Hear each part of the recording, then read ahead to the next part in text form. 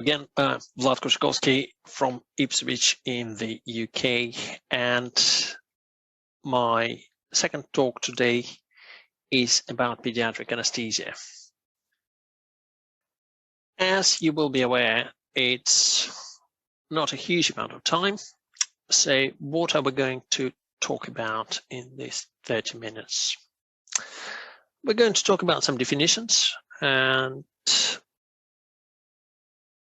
I keep mentioning that definitions are important because they allow the examiners to instantly realize that you know what you're talking about. We'll talk about some anatomical differences, and we'll concentrate on the topic which is most relevant to the anesthetic management, i.e. airways. We'll talk about some physiological differences. We'll mention some pharmacological differences as well. Clinically, we'll talk about some critical incidents in pediatric anesthesia, and we'll finish with some take-home messages. As importantly, we are not going to talk about some things purely because of lack of time. So we're not going to cover the fetal circulation. We're not going to cover the transition from fetal circulation to postnatal circulation. And we're not going to cover the physiology of the first breath. That doesn't mean to say that you can't be asked these questions in the exam. So I think they're all absolutely fair game. So definitions, first of all. We'll start with prematurity. So anyone who is less than 37 weeks of post-conceptual age is premature. Within that, the extreme prematurity is defined as somebody who is less than 28 weeks of post-conceptual age. You're considered to be a neonate up to 44 weeks from the date of conception, infant from 1 month to 1 year, and usually children considered to be child is 1 to 12 years, adolescent 13 to 16. Small child is 1 to 6 years. So for the purposes of this talk, we will really concentrate on smaller children, some neonates and infants. So airway anatomy. So particularly in neonates and infants, they have large head with prominent occiput, and pillows are generally speaking unhelpful, and they may position the head and neck in a way to obstruct the airway. They have relatively large tongue, and they're significantly easier in obstructing their airway. They have short neck and small mandible. Their obligate nose breathes up until 5 months old, and their nasal passages are quite narrow. Pediatric airway management is not difficult, but it's a little bit different from adults. So hyperextending neck can lead to airway obstruction as well as hyperflexing of the neck. So ideal position is a neutral position plus minus the shoulder roll. The ideal maneuver is a combination of jaw thrust and chin lift to keep the mouth open. Larynx, the floppy U-shaped epiglottis lifted out of the way on laryngoscopy, and in neonates, people still use straight blades which leave the epiglottis pressed against the throat. The more anterior and cephalate larynx is at the level of C4, and hence moving head more anteriorly to the sniffing morning air position is, generally speaking, not particularly helpful during laryngoscopy. The shapes of the larynx are different as well. So the cricoid ring is the narrowest part of the upper airway and easy to damage mucosa if endotracheal tube is too tight. So it's important to choose the correct size of endotracheal tube. Also, the shape of the larynx is difficult whereas in children is cylindrical, in adults is conical. They have short trachea from cricoid to carina, and endobronchial intubation is easy. The tracheal cartilages are soft and can collapse with negative inspiratory pressure. Lungs, bronchi are at the same angles, and bronchial intubation is as likely on the right as on the left. They have significantly higher airway resistance, and nasal passages are responsible for 50% of this airway resistance. And remember, they're quite narrow. So physiology. And if you remember one thing from this talk, I'd like you to remember that. So the most physiological differences in pediatrics can be explained by the differences of body surface area to mass ratio. So the smaller the child, the larger the ratio. As a result of this larger ratio, they have significantly increased heat loss. As a result of significantly increased heat loss, they need to maintain their body temperature. And to maintain their body temperature, they have higher metabolic rate. And pretty much everything else stems from that, which I hope we'll be able to show you. So as a result of the high metabolic rate, they have significantly higher oxygen demand. Because of that, desaturation occurs significantly quicker. They also have higher resting heart rate and higher respiratory rate to achieve that. Cardiovascular system. Stroke volume is relatively fixed, and that's probably because the myocardium is less compliant and the Frank-Starling curve is flatter compared to adults. So cardiac output increases predominantly by increasing heart rate. Limbs are smaller in relation to body, so there is significantly less blood pooling in the limbs and less volume to mobilize. They are relatively vasodilated, and we'll come back to that again. Blood pressure is maintained until children decompensate, and as a result of that, the response to neuroaxial blockade is blunted in terms of drop in blood pressure. So approximate systolic blood pressure is 80 plus H times 2. And neonate's blood pressure, systolic blood pressure, is about 50 to 60 millimeters of mercury. Respiratory system. Tidal volume is relatively fixed, and the minute ventilation increases by increasing predominantly respiratory rate. Ribs are more horizontal, and there is significantly less bucket handle movement. The respiration is mostly diaphragmatic. Relative deficiency in type 1 muscles. They reach adult level at the age of 2. And that just to illustrate the difference in shape of the chest wall. So you can see the bucket handle movement is almost absent in newborn. There's significantly increased by the time you're adult. Respiratory system, we'll continue with that. 20 to 50 million alveoli at birth, and they're relatively underdeveloped. There are 300 million by the age of 3 months. The bronchial tree, however, is fully developed. Chest wall is very compliant, and as a result of that, unable to oppose the diaphragm to maintain functional residual capacity. Tidal volume is 70 mL per kilo, irrespective of age, and that's an important number to remember. Elastic tissues are poorly developed, and therefore lung compliance is reduced. Ventilatory units have short time constant, time to fill or empty a lung unit. Just a reminder, it's a static compliance multiplied by the airway resistance. Alveolar ventilation is maintained by high respiratory rate, high work of breathing, and high oxygen consumption, which accounts for 15% compared to 5% in adults.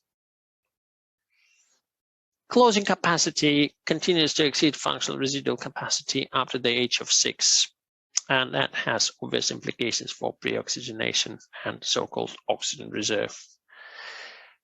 Infants generate physiological CPAP by adducting the cords during expiration, and they can generate up to 4 centimeters of water off pressure. Whilst we're on the respiratory system, it's very important to mention the effect of airway edema. So, as we all know, the resistance to flow is a function of viscosity of the gas, the length of the tube, and the radius of the tube to the 4th power, known as Poiseuille's law. So, if your diameter is significantly small, it is very small, the edema produces a relative disproportionate increase in resistance.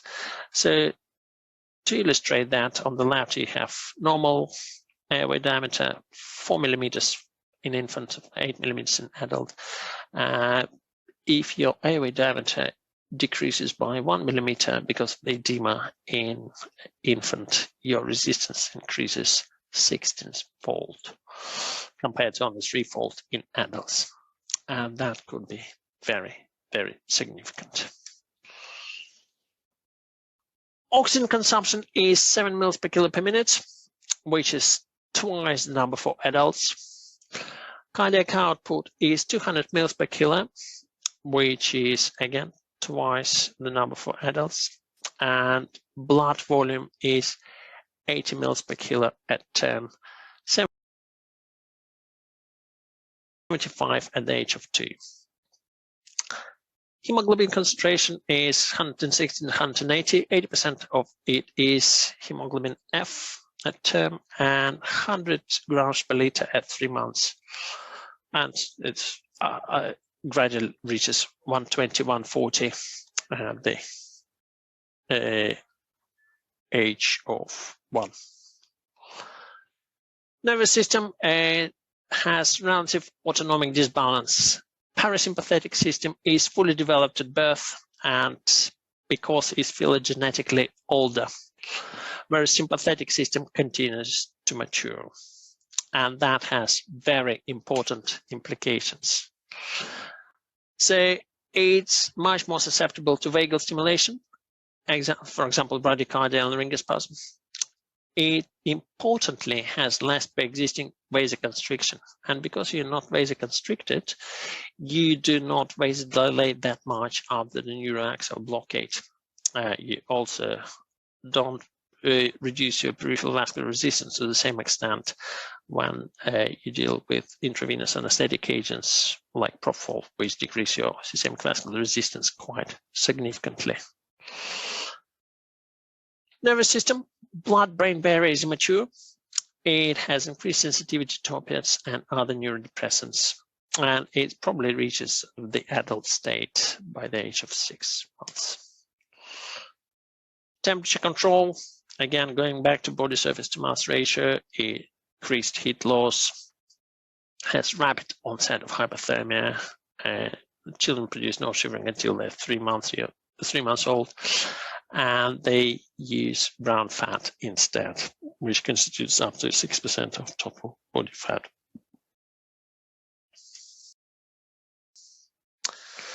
Renal, they have reduced glomerular filtration rate to 65 mL per minute. They have reduced tubular function, reduced concentrating ability, but at the same time, the excretory load is decreased as 50% of nitrogen is incorporated into growing tissue. Maturation by age of 2. Beware of iatrogenic hypernatremia. Gastroesophageal reflux is common in neonates. It has clearly questionable clinical significance, and coordination of respiration and swallowing matures by 5 months. So, gastrointestinal system. Gastroesophageal reflux is common in neonates. It is of questionable clinical significance. So, it's good to be aware of it, but has limited clinical implications. Coordination of respiration and swallowing matures by 5 months. Pharmacokinetic differences.